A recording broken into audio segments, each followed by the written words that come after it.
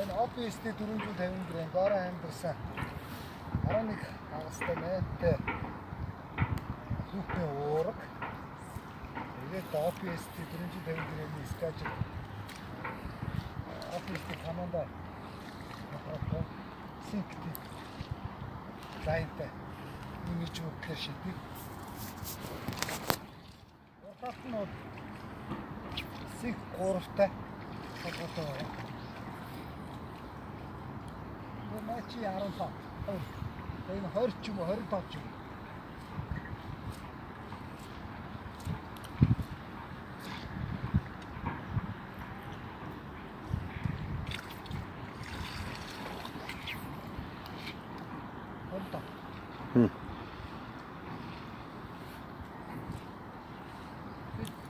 Тийш буруусан харуултай. Ерөнхийдөө хаалуулын 40 орчим метр өргөн.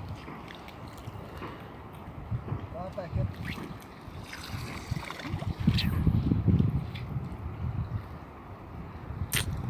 янз синк тип.